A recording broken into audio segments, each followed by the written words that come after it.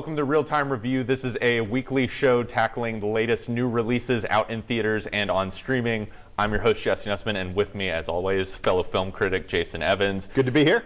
Jason, unfortunately for our audience, we're not going to be talking about The Meg 2 this week, which maybe that's also great for us because I didn't have to see The Meg 2 this week and contemplate what else I could have been doing with my Tuesday night. But I thought a fun thing for us to do is talk about some low-key, kind of under-the-radar movies that people might have missed this summer. You know, because there's just more to experience out there than Spider-Man and The Flash, even though I like Spider-Man. Absolutely, 100%. Yeah. I will say about The Meg 2, I'm a little surprised that they chose not to show it to film critics because, look, we know what The Meg 1 was, and I actually... Look, I'm not saying it's cinematic art by any stretch of the imagination, but as monsters in the deep blue sea go, I thought The Meg 1 was watchable, had some funny and amusing moments and such. How bad must The Meg 2 be that they were like, oh, no, even though you know what you're in for, we're not going to show it to you, critics. Right. I think this is a huge stinker. Yeah, my guess would be just stay home and watch Deep Blue Sea again. Yeah, right. So the first movie I wanted to bring up, it's actually one of my favorites of the year. It played at Sundance earlier. It's called Past Lives. It's, I think, the sort of like debut feature of the year. This woman, Celine Song, wrote and directed it, and it's very, I think, loosely based off of an experience she had herself. It is basically about these two kids growing up in South Korea that become close friends, kind of get one of those sort of cute little like 12-year-old crush romances, and then the girl of the friends, her parents move her to North America, and the movie basically is set over the course of several decades, and these two friends sort of reconnecting at multiple points in time, most notably towards the end in New York City when they're both adults, and it really is this sort of meditation on kind of like the different fork in the road paths that our lives take and these sort of what if questions that might keep many of us up at night about like, well, what if I had stayed in this one spot? Would I have wound up dating this other person, and how would my life be completely different? It's very similar, like it reminds me a lot of Richard Linklater's Before trilogy. A lot of it really is these two really interesting characters just sort of walking around New York City, and you as an audience feeling the chemistry with them and sort of sensing that kind of inner turmoil of not understanding like, okay, I feel like I have a connection with this person, but like I'm in a different place in life than I was when I liked them. It's just a really sort of surprisingly moving movie that I did not see coming this year, and it's really been a pleasant surprise and has not been one I've stopped thinking about since it came out. Look, I unfortunately did not get a chance to see it at the critic screening, and I've just been so busy with things I haven't had a chance to see it yet. I know that I will before the end of the year, because every critic I talk to says that Past Lives is a truly special film. Let me ask you a question though about it. Why do you think it hasn't gotten more attention outside of, look, you and I run in a circle with people who do nothing but talk about about movies and great movies, and this is supposed to be one of them. Why hasn't the public caught on to it more? I think it's just, you know, it's a smaller movie, and, you know, we doing an episode like this because smaller movies tend to kind of fall through the cracks in the big noise of the summer. Everyone's rushing out to go see there's a big new blockbuster every week. And so it makes it a little bit, you know, if this had come out in March, maybe it'd be giving a little bit more attention. It's actually done pretty good business for a small art house movie, but really is kind of like we're entering these kind of like dog days, you know, for us as critics, like August and September can be kind of like rough months and like at the movies, but this is an excellent chance for people to kind of like jump back in and catch up with something that I think people will be really surprised by and really unexpectedly moved by. I saw it with a couple of friends, and all of us walked out afterwards and were like, I can't believe that. And, you know, we're like drying the tears off our eyes. It was a really moving experience that I think is kind of one of the richest films of the year. All right, so for my first choice, I'm going to go a little bit off the board. I'm not going to take a movie. I'm going to take a limited TV series, and it's called A Small Light. It was actually produced by National Geographic and is currently streaming on Disney Plus or Hulu, so there are many options for people to see it. It stars Belle Powley, who was in the first season of The Morning Show, a really, really nice young actress, and she plays a woman named Miep Geiss. My bet is you've never heard of Miep Geiss. Most people haven't. But when I tell you what Miep Geiss has done, you will know who she is. She is the woman who hid Anne Frank and her family during World War II, and she is the woman who collected and saved Anne Frank's diary so that after the Nazis were gone, this diary was preserved for the world to know that story. It is such a beautiful, wonderful production. They do a fabulous job of recreating Holocaust-era Amsterdam. It's 8 episodes, and every single one of them is incredibly compelling, will draw you in. It starts, before the Holocaust and the Germans come in. It ends at the very end of the war, so you really get the full span of what happened in Amsterdam and what happened to Anne Frank and her family during that time. Everything about it is wonderful, and I have to tell you something. I'm the co-chair of the Film Evaluation Committee for the Atlanta Jewish Film Festival. I've done this for more than a decade now. I'm someone who sees a ridiculous number of Holocaust dramas, Holocaust documentaries, probably dozens and dozens of them every year. So for me to sit here and say to you, this is one of the best Holocaust dramas I've seen in recent years, I'm a guy who sees a lot of them. Right. So this one is really, really special. I will add it to the queue to watch. So the next one I wanted to bring up, I wanted to go in a completely different direction than sort of like this sort of slow burn, very meditative romance movie. It's a release from Australia that actually just recently came out. But I think if people are kind of looking for a fun kind of freak out experience to have in the theaters, I would really encourage them to see Talk to Me, which also, I believe, premiered at Sundance. It's this Australian horror movie. Essentially, the setup is this group of teenagers who, it's not really explained why, but come into the possession of an embalmed hand and essentially spend their nights doing what I'm sure many teenagers do. They're sitting around and partying, but part of that partying also includes having to shake said embalmed hand, which lets spirits come into your body. And not the best choice. Not good choices. No. And as expected, things go terribly awry and get really, really scary and really intense.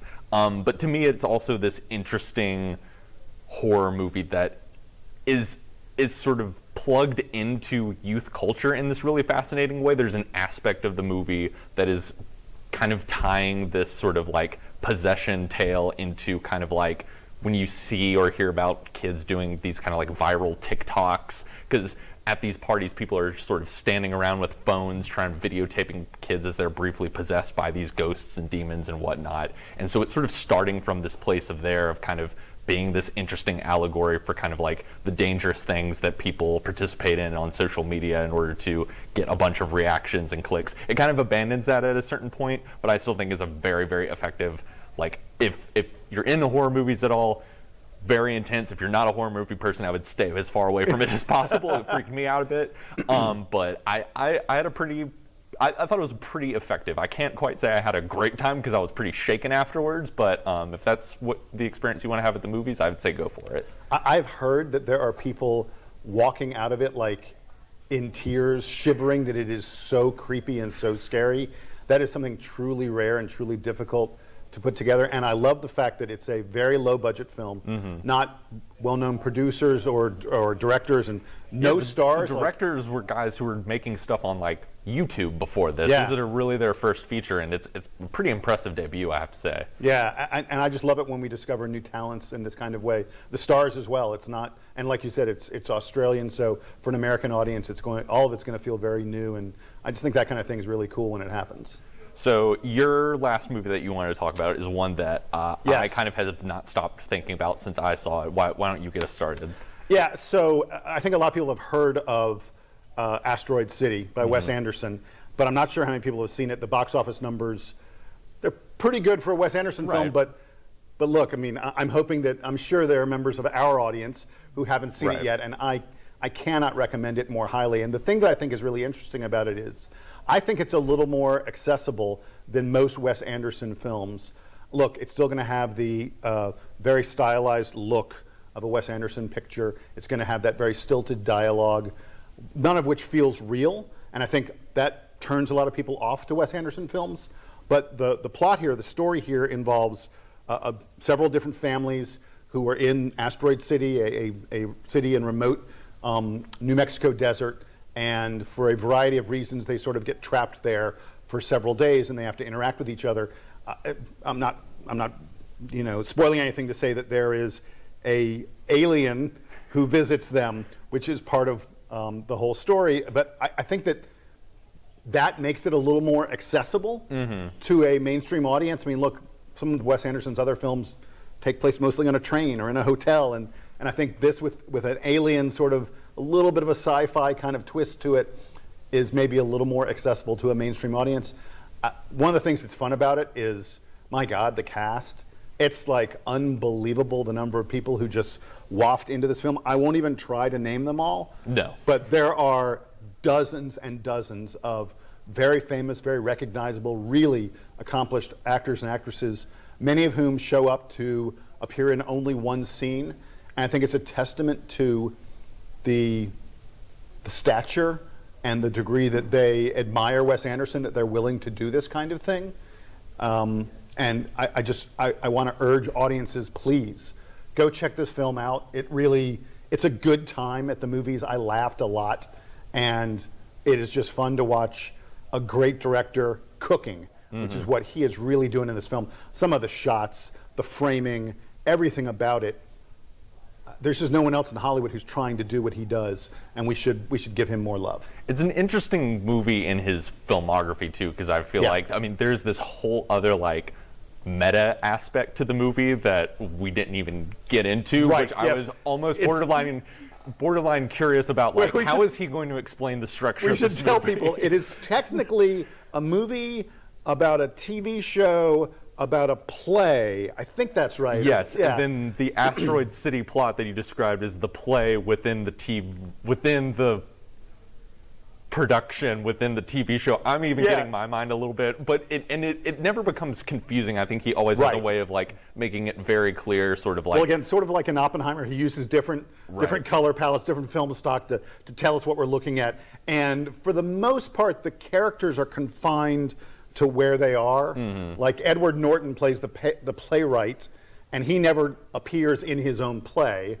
The actors in the play do appear. You know, we're making it more confusing than it needs to be. There's an interesting aspect to where it kind of becomes this sort of like metatextual read on Wes Anderson's whole aesthetic. And has obviously all the sort of pleasures that people get from his movies, but is also, in some ways, I feel like him kind of addressing some criticisms of his style and making, I think of this movie as like a movie about a sort of theater troupe trying to put on a Wes Anderson production. Is kind of a good way to think about it. And so they're constantly like, you're having like people like Jason Schwartzman and Scarlett Johansson who are playing actors, but then also playing characters within this production, and you're sort of seeing how they're able to channel things that are happening in their own lives into the roles they're inhabiting and how those things mirror each other, and then the way that those things become further and further blurred as the movie goes on.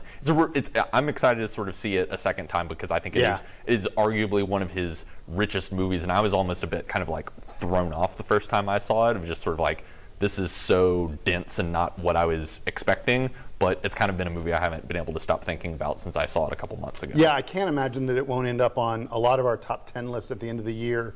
If not, I mean, I feel like it very possibly could end up in my top 5. And again, my big thing, whenever I'm thinking about reviewing movies, I always want to say, okay, who's the audience for this? I'm not as much into the art maybe of it as I am into, how does it connect with people, and are there people out there who will enjoy it? And I feel like the reason I wanted to talk about it in this episode is I feel like Asteroid City is a movie that more people will enjoy than have seen it. And so I really want, again, I come back to the fact, I think it's more accessible. It's easier to some extent than other Wes Anderson films that can be, you have to like really focus to understand what's going on. I think there's a bit more breeziness to this one that I really enjoyed. So one kind of like last question to sort of wrap us up. We know we're exiting the summer season, we're getting into the fall. What is kind of one title that you're really looking forward to in sort of the fall movie slate, assuming it doesn't get pushed back? Because I was going to say, we have this thing going on at the writer's strike at the moment and the SAG strike at the moment that kind of makes everything in flux. But what were one or two things that you kind of have your eye on for the rest of the year? I thought we were going to get Bradley Cooper's Maestro, which is his story of, oh God, I blanked on the name of the Leonard Bernstein. Leonard right? Bernstein. Thank you. I couldn't come up with that. Look, after what he did with A Star Is Born, I'm very interested in seeing where Bradley Cooper goes next in terms of starring and directing and all the other kind of stuff. So I was really into that, but the word is it's probably going to be delayed. I also think Dune 2 is the other one to me that I'm just super excited for because I love the original, or the first one, part one, so much. Yeah, for me it's probably, I mean, the Martin Scorsese movie Killers of the Flower Moon, which is coming out in October, is probably like the thing I've most been looking forward to. Also, as a big David Fincher head, I'm really looking forward to his new movie, The Killer, which just if you were to describe the plot of that movie, sounds like something that just like someone plucked out of my mind as a 16-year-old. Sort of like Fincher's doing a movie with Michael Fassbender about a assassin going through sort of a mental breakdown and be like, that someone's been reading my diary entries as a teenager, but look forward but to... I'm afraid. I don't know how many, yeah. We may not get many of these. I think they've already, I've heard that the Scorsese movie is not moving off the table. If that's been delayed enough times to where like that's coming out October, they've already had somewhat of a promotional rollout for it. But as you kind of said, everything else is kind of in flux. So we'll kind of keep our fingers crossed that we see some of these. And really fingers crossed that the studios, the producers, and the writers and actors can get together and solve the strike, because whether it's delaying these films or, more significantly to me, delaying films that aren't yet finished or aren't even begun production, at a certain point, we're all going to be paying the price for the, not so much for the strike, but for the delay overall. And I happen to think that they need to figure out a way to figure out streaming and AI and all this other stuff. Well, Jason, thank you as always, and tune in future weeks as we'll discuss hopefully more of these titles on Real Time Review.